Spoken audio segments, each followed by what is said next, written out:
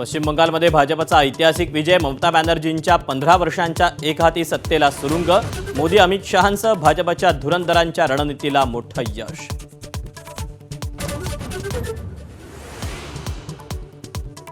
पश्चिम बंगालच्या ऐतिहासिक विजयानंतर मुंबई भाजप मुख्यालयात मोठा जल्लोष, झालमुडी आणि रसगुल्ल्यांचा आस्वाद घेत फडणवीसांनी ममतांना डिवचलं, तर थोड्याच वेळात नवी दिल्लीतही मोदींसह भाजपचा जल्लोष.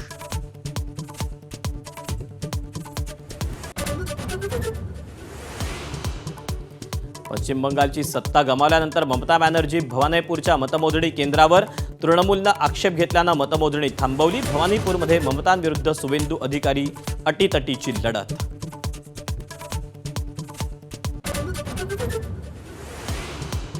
तामिळनाडूच्या सत्तेत मोठा उलटफेर, अवघ्या 1.5 वर्षांपूर्वी स्थापन झालेला टीव्हीके सर्वात मोठा पक्ष, पुन्हा एकदा सुपरस्टारला जनतेचा कौल.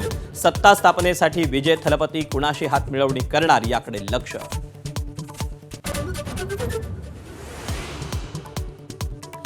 देशातील डाव्यांचा एकमेव बुरुज ढासळला. केरळमध्ये काँग्रेस आघाडी सत्तेवर, तर आसाममध्ये भाजपची हॅट्रिक. पुद्दुचेरीतही एनडीएनं सत्ता राखली.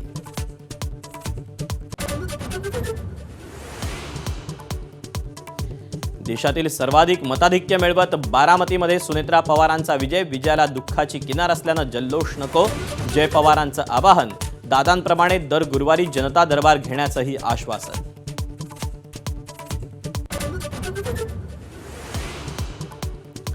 राहुरी पोटनिवडणुकीत शिवाजी कर्डिलेंचा मुलगा अक्षय कर्डिलेंचा विजय. जल्लोषावेळी अक्षय कर्डिले वडिलांच्या आठवणीत भावूक. 1,12,000 मताधिक्यानं भाजपचं कमळ फुललं.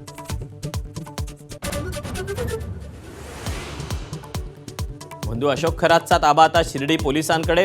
फसवणुकीच्या गुन्ह्यात 14 दिवसांची न्यायालयीन कोठडी, तर मनी लॉन्ड्रिंग प्रकरणात प्रतिभा चाकणकरांची ईडी चौकशी.